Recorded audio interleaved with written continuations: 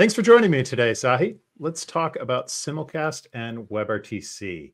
You blogged about this recently on bloggeek.me. And so similar to how you opened that blog post, I think it's important maybe before we start talking about the details of Simulcast, give our viewers a quick overview of the term bitrate, please, since that's going to factor into the conversation a lot.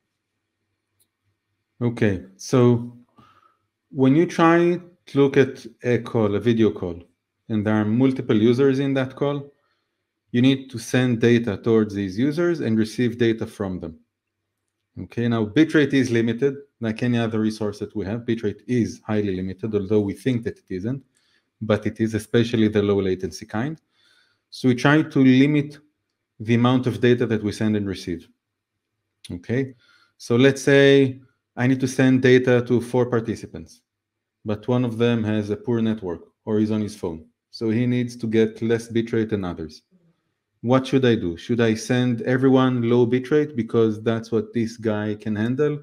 Should I decide not to send him video? He'll get only audio. Or should I try to send him something that would fit him and send others something that is of a higher quality? Now, the bigger the group, the more such issues with different limitations and capabilities of each user that I'm going to bump into and will need to solve. And that's, I think, where Simulcast comes in. All right. So what we're so tell us about Simulcast. And Simulcast is, we're going to try and avoid those lowest common denominator situations, correct? Of that one person on the mobile connection, bad network. So how does it solve that? So in WebRTC, we're trying to be as lazy as possible on the infrastructure side. And that means that we're trying to reduce our costs of running the service. So whatever we can offload towards the devices, we are going to do that, because that means paying less for the service. Okay, as a service provider, I really don't care about your device. So what buy bigger memory, it's your problem. Yes, exactly. So it's not like if Netflix is going to send a movie to people, it's going to send it in different bit rates based on each user's device at home. They can do that because they have one movie and they need to stream it to 1 million users. And they do it offline. But with us, it's like, it's a call for people. I'm not going to spend my server performance for that. So what we're going to do is use Simulcast. And in Simulcast, each device is going to generate more than a single video stream for the same content. So let's say I'm in a call. I'm going to do a low bitrate video stream, let's say 150 kilobits per second. This one is for the mobile device. Then I'll do one at 500, 550 kilobits per second. Okay. And then I'll do the third one with the rest, 2 megabits per second. I'm going to send all these to a media server called an SFU, a selective forwarding unit. And now that server has a menu of different bit rates to choose from and to send to each and every participant based on the needs of each and every participant. These needs can include how much bandwidth that user has, how much CPU it has available to decode all of that data, what is a screen resolution. I don't want to waste high bit rates and resolutions on small screens, for example, not worth it. And even what layout is being displayed.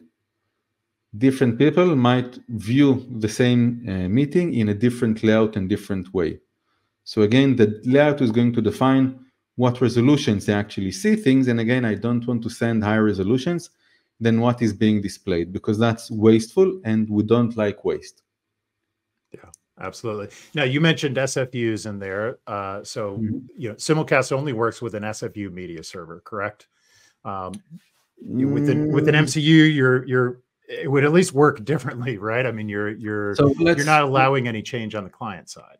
Let's do 2 things. First of all, there is an MCU and an SFU. An MCU is for those that can work with expensive backend equipment, where all of the encoding, decoding, compression, mixing can be done on a server. That's like the old guard of how you do things, or when you need to record things and stream it live or broadcast it into YouTube Live or whatever. Then use something like an MCU, a mixer. There you don't use Simulcast because you don't need Simulcast. Okay. There's an SFU that routes the media around. Usually you have Simulcast there. Almost by default today, it's quite common. And SFUs are the most common media servers in WebRTC. The reason I was like, not exactly, is because I am sure that there are use cases where you use a different type of a server that is an SFU but is not called an SFU that you can use and do use simulcast with. Fair enough. So I don't want to be that only SFUs. We want this recording to last, this conversation to last for on. Maybe someday tomorrow somebody's going to invent something else. But no, yeah, definitely one of the reasons, one of the benefits that you get of using SFUs, why they're predominant media server architecture to use. Now, you talked primarily about the need for the different bit rates and handling the different resolutions in like low network conditions, like somebody on a mobile network.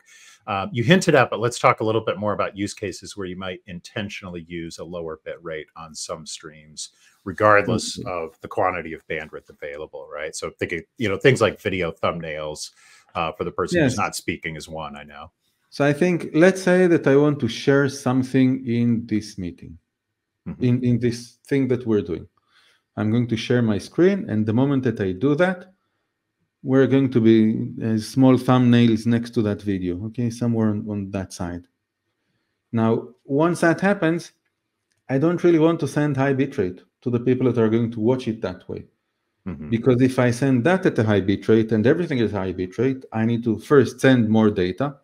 Let's say I've got that data, but now I need to decode two high resolution videos, where one of them, after I decode everything, I'm going to scale it down.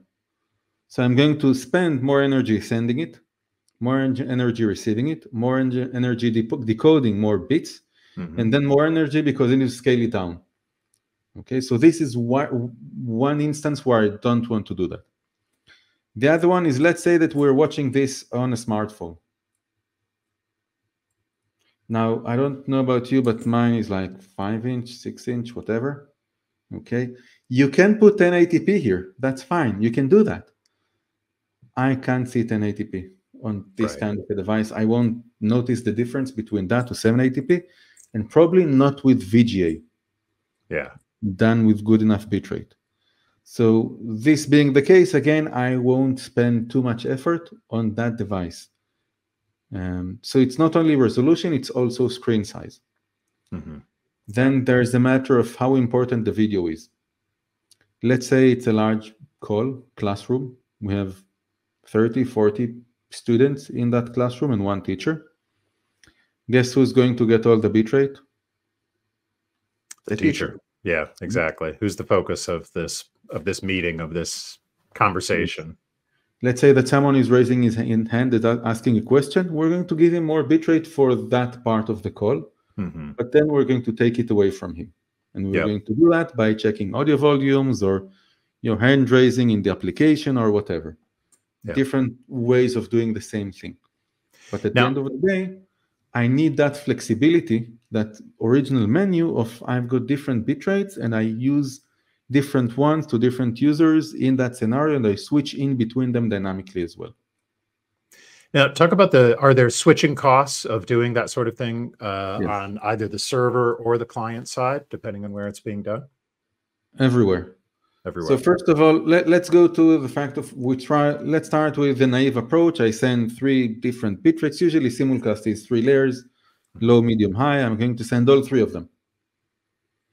Now, let's say that I'm a shy guy and I'm muted in the call. So if nobody sees me, I might not even need to send the media to the server. Okay, and that is going to be very, very beneficial to everyone. Or I might only decide to send the lowest tier of bitrate. Let's say that all of us have a great network. I might end up sending only the highest bitrate of one of the users to everyone all the time, and I can forego using the others, or I can keep the medium one if I need to go down because of packet losses of someone or something like that. So there are different strategies of saying, well, if nobody is watching, don't send it. That's one approach that you can take. The other one is if you look at the server, okay, it now has a lot of things that it can look at and decide what to send to whom. And again, that menu of choices is something that it can optimize with, but in order to make that decision, he needs to understand what happens on the clients, and he needs to be aware of the application itself. So I need to know what is the layout of each one of the users, what they see on the screen, and which videos are important and which ones aren't. And this is application logic. So for me, an SFU is a big kind of a building block that adds flexibility into the solution. Mm-hmm. Absolutely.